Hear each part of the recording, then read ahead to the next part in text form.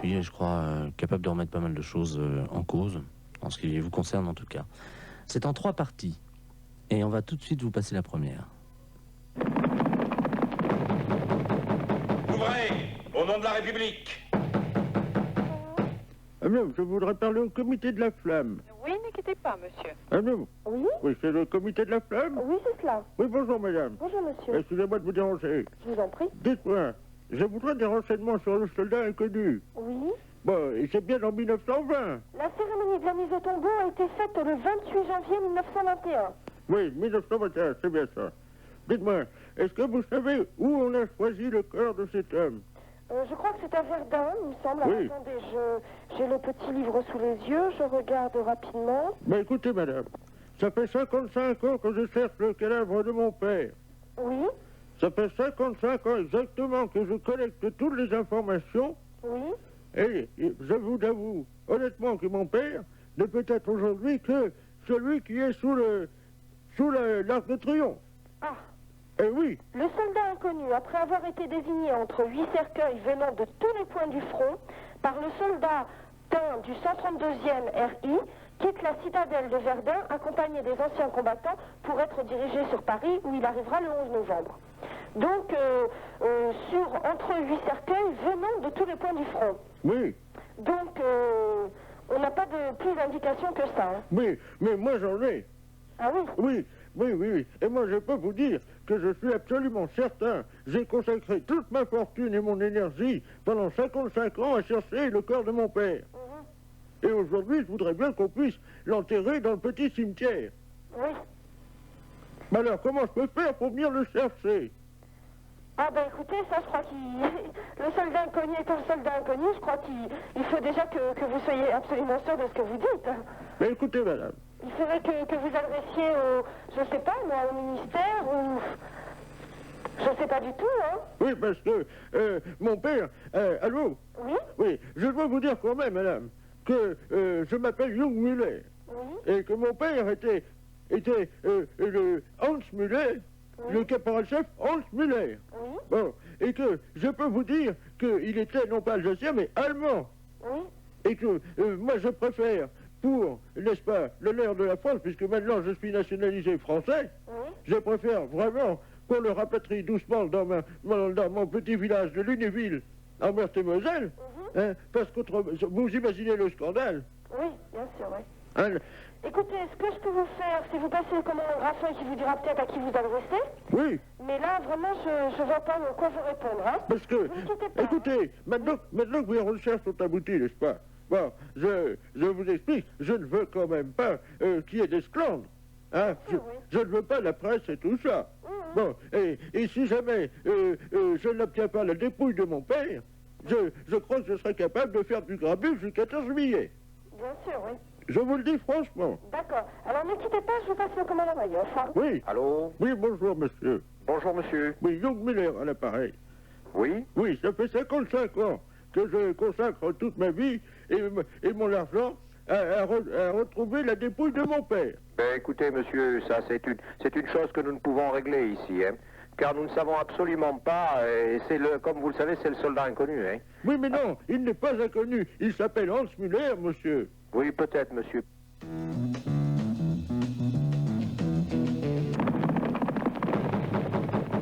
Ouvrez, au nom de la République. Mais peut-être, mais Oui, certainement. non, mais c'est une chose que nous ne pouvons pas régler au comité de la flamme, mais absolument pas. Mais monsieur, j'ai un dossier. Oui, oui, Oui. mais c'est possible, monsieur. Mais à ce moment-là, il faut vous adresser aux anciens combattants, hein.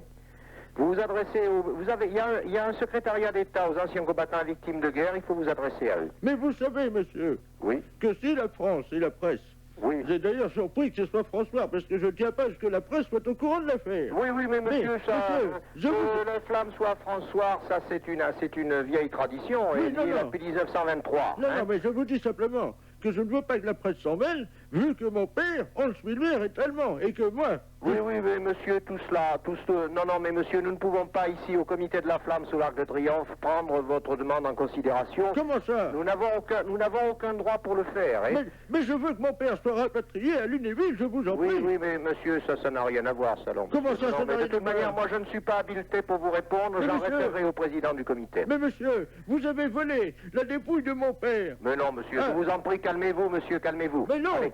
Mais non, mais attention, parce que si mon père n'est pas enterré très Mais oui, rapidement... mais monsieur, je vous prie, calmez-vous, monsieur, calmez-vous. Hein. Personne ne connaît l'identité du soldat qui repose sous la dalle du soldat de l'Arc de Triomphe. Mais si, monsieur, moi je le connais. C'est ainsi, monsieur. Monsieur, il s'agit de monsieur Hans Müller, qui est mon père. Mais monsieur, vous n'avez aucune preuve à cela. J'ai le dossier, ça fait 55 ans. Mais votre dossier n'amène pas la preuve, monsieur. Comment ça? Mais c'est pas possible, monsieur. Pourquoi c'est pas possible? Non, écoutez, monsieur, je ne peux pas discuter avec vous, je vais en référer au président du comité. Hein. Mais monsieur, vous n'allez pas me faire pleurer quand même à mon âge. Non, mais monsieur, je vous adjure de vous calmer. Non, c'est mon père.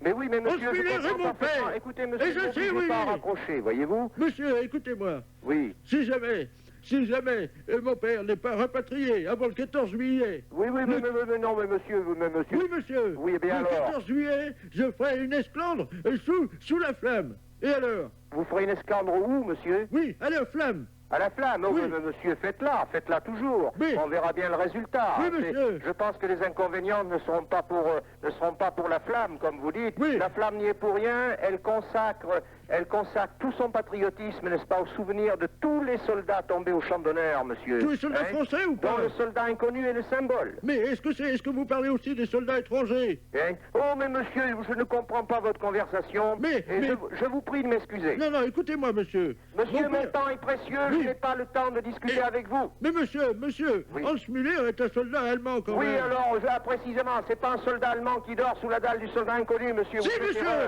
monsieur, c'est mon père. Oui, mais vous faites erreur, monsieur, je vous en prie. Non, monsieur, c'est un soldat allemand. Au revoir, monsieur. Non. Allô? Oui. Ben, écoutez, c'est monsieur Jungmüller, à l'appareil. Oui. Ben alors, pourquoi m'a-t-il raccroché? Bah écoutez, là, il est en train de téléphoner au général Vaillant, justement, le président, pour lui expliquer. Ben oui. Ben passez-moi le président. Mais le président n'est pas là, il l'a au téléphone, là. Ben bon sang. Attendez, ne quittez pas, hein. Allô, qui est à l'appareil? Allô? Oui? Oui, c'est... Vous dites donc, alors. Pourquoi m'avez-vous raccroché? Comment? Pourquoi m'avez-vous raccroché? Écoutez, monsieur Muller, et vous appelez bien comme cela? Oui. Hein, comment vous appelez-vous? Jungmüller. Oui, vous appelez comment? Monsieur Jungmüller. Vous êtes de quelle nationalité êtes-vous? Je suis français, monsieur. Vous êtes français, vous êtes né où? À Lunéville. À Lunéville, et comment se fait-il que votre père était allemand? Mon père était allemand, monsieur, et il était marié avec une Française, Madame Jeanne Lépinet. Alors écoutez, monsieur, je vous adjure, je viens d'avoir ici le président du comité de la Flamme, hein? Oui.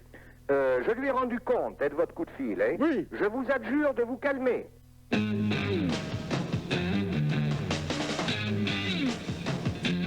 Mine vers le dénouement, toujours en deux petites parties de l'affaire de la flamme.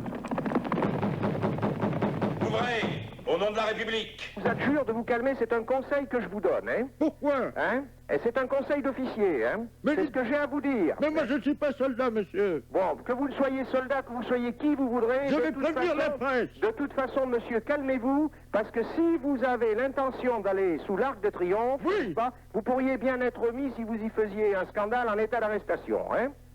Je vous le dis tout de suite, hein? Monsieur, je vais prévenir la presse de ce fait. Mais prévenez qui vous voudrez, monsieur, vous ferez rire tout le monde. Je vais prévenir. Non, monsieur, j'ai un dossier, j'ai la preuve. Oui, eh bien, votre dossier, publiez-le, monsieur. Rien ne vous empêche de le faire, puisque vous êtes citoyen français. Eh bien, monsieur, oui. Et si, je vous assure que si vous arrivez à faire la preuve, n'est-ce pas, qu'un soldat allemand dort sous la dalle, n'est-ce pas, là-bas du soldat inconnu, vous serez une vedette. Croyez-moi. Mais ce n'est pas ce que je cherche, monsieur. Oui, vous serez une vedette, croyez-moi, monsieur. Alors, de toute façon, je vous donne, moi, le conseil de vous calmer, monsieur. Hein, monsieur Muller. Calmez-vous, hein. Voyez la question à tête reposée, et croyez bien que c'est un problème insoluble, hein. C'est un problème insoluble. Vous croyez? Mais le soldat inconnu est un symbole, et même si c'est votre père, monsieur Muller, c'est un grand honneur. Si vous-même vous en avez la conviction intime, hein, si vous en avez la conviction intime, monsieur Muller, hein, c'est un grand honneur pour vous. Vous croyez? Mais j'en suis persuadé, monsieur Muller. Donc vous croyez que je n'ai pas intérêt à en parler? Hein? Mais j'en suis persuadé, il ne faut pas en parler, monsieur Muller. Et c'est un grand honneur, gardez ça au fond de vous-même. Et dites-vous bien que si c'est votre père qui repose sous la dalle du soldat inconnu, personne ne peut savoir qui c'est, hélas, hein? D'une manière formelle. Hein? Mais si c'est votre père qui repose sous la dalle du soldat inconnu, c'est un grand honneur pour vous. Oui. Donc, Absolument. Et si vous êtes un bon Français, vous devez le concevoir de cette manière. donc vous croyez que je n'ai pas intérêt... mais Mais non, monsieur, vous n'auriez pas intérêt parce que, vous savez, les milliers, les centaines de milliers d'anciens combattants qui tous les, à longueur d'année, n'est-ce pas, vont se recueillir sur la tombe du soldat inconnu, Oui. hein, n'admettraient pas. Mais Hein? bon, mais c'est mon père. Oui, mais monsieur, vous le savez. Si vous le savez, vous, eh bien, gardez cela au fond de vous-même, hein, et soyez-en très fiers. Et pour vous et pour la France. Bon, Voilà. écoute, mais est-ce que vous me permettez quand même d'aller me recueillir parfois? Ah, mais monsieur, allez vous recueillir quand vous voudrez, hein. La tombe du soldat inconnu, elle est là pour recevoir, n'est-ce pas, le recueillement de chacun, hein. Oui. Et à plus forte raison, allez-y quand vous voudrez, personne ne vous empêche d'aller vous recueillir. Mais est-ce Des que... centaines de personnes, des milliers de personnes le font tous les jours. Mais est-ce que vous croyez que je peux y aller avec mes enfants et un prêtre? Mais bien sûr, monsieur, allez-y avec vos enfants. Et avec un prêtre aussi, j'aimerais Mais bien sûr, monsieur Muller, allez-y avec vos enfants, allez-y avec un prêtre, allez vous recueillir, mais gardez ça au fond de vous-même, et si vous avez la conviction, n'est-ce pas, que c'est votre père qui dort sous cette dalle, eh bien, soyez-en très très fiers, et vos enfants aussi. Dites-moi, Oui, parce que bon, c'est vrai que je me suis un peu emporté, mais j'ai donné le dossier à un journaliste du Canard enchaîné. Est-ce que- oh, vous savez, il ne fallait pas le faire, monsieur Muller, Mais je voulais... vous Si croyez- vous me l'aviez demandé, je vous l'aurais déconseillé fortement. Vous croyez que je peux aller le récupérer ce soir? Ah, allez le récupérer très vite, monsieur Muller. Allez le récupérer très vite, n'est-ce pas? Gardez ce dossier pour vous et gardez au fond de votre cœur et la fierté de cette chose-là. Ben, Hein? je vous remercie. Voilà, Merci. allez. Et puis je vous en prie, soyez plus calme, hein? Oui, Et merci. allez vous recueillir. Quand bon vous semblera, vous y serez toujours le bienvenu, bien sûr. Merci.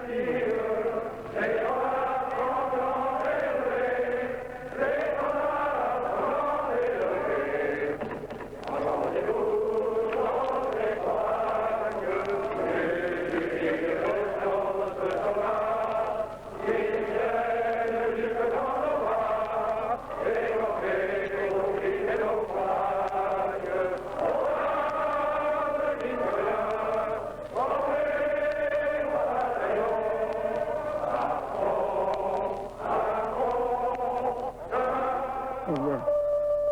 Allô, le comité de la flamme? Oui, c'est cela. Oui, bonjour madame. Le Canard enchaîné, Pierre Collin à l'appareil. Oui, Je vous appelle parce que nous avons reçu un dossier tout à l'heure, oui. transmis par un homme. Monsieur Muller. Oui, monsieur Young Miller. Oui, c'est oui, lui. nous l'avons eu au téléphone il y a une demi-heure. Voilà, alors bon, je vous avouerai que les faits qui sont rapportés dans ce dossier, les preuves sont assez troublantes. Nous hésitons vraiment à le publier. Hein. Oui, oui. Alors ne quittez pas, je vais vous passer le commandant Gaffard, qui est secrétaire administratif du comité. Hein. Ne D'accord, quittez merci. pas. Allô? Oui, mon commandant, Pierre Collin, le Canard enchaîné à l'appareil. Oui, bonjour monsieur. Bonjour. Le commandant Lefranc, du comité de la Flamme. Oui, très bien. Nous avons reçu cet après-midi un dossier Oui, transmis par un monsieur du nom de monsieur Young Muller. oui. Un dossier, je crois, votre secrétaire m'a expliqué que vous l'aviez... Oui, j'ai eu tout à l'heure longuement ce monsieur qui me paraît très exalté, monsieur. Écoutez, je ne sais pas s'il est exalté, je vous avouerai honnêtement que, à l'examen de ces feuilles, et nous avons transmis ça à des historiens, Oui, les preuves et les faits qui sont rapportés oui. sont... Excusez-moi, mon commandant, mais nous n'osons pas publier ce dossier car il... Pardon? Je vous comprends mal, monsieur. Oui, je vous disais que, honnêtement, Oui. Nous sommes français Oui. et nous ne pouvons nous permettre de publier ça parce que les preuves sont malheureusement vraies. Donc, honnêtement, mon Ça, commandant... monsieur, c'est extrêmement troublant ce que vous dites. Moi, en tant que secrétaire administratif, je vais rendre compte au général, Oui, mais- immédiatement. Mais de toute façon... Écoutez, nous penchons pour la destruction de ce dossier. Oui, oh, mais monsieur, oh, combien je vous y engage. Oui. Hein. J'ai eu tout à l'heure longuement ce monsieur Muller, n'est-ce pas, qui m'a paru quelqu'un d'agité. hein, à tel point qu'il m'a tellement importuné pendant je ne sais combien de temps au téléphone, j'ai été obligé de raccrocher pour me débarrasser de lui. Puis il m'a rappelé, j'en ai rendu compte, bien sûr, immédiatement à mes supérieurs. Oui. Mais vous imaginez le scandale, hein? Oui. De toute façon, c'est certainement une preuve difficile à faire, hein? Non. Matériellement à prouver. Non, malheureusement. Oui. Non, je peux vous assurer que tout concourt à l'édification de cette preuve.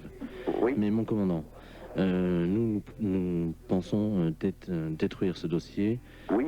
dans l'heure qui suit. C'est pour ça que je tenais à vous Oui, eh prévenir. bien, monsieur, soyez-en remercié au nom du comité de la Flamme et faites-le immédiatement, monsieur. Bien, mais mon commandant, le problème c'est que nous pensons qu'il a d'autres dossiers. Qu'il a d'autres dossiers. Eh oui. C'est cela. De toute façon, c'est incontestable. Ce sont des Alors photocopies. écoutez, je vais prévenir mes supérieurs.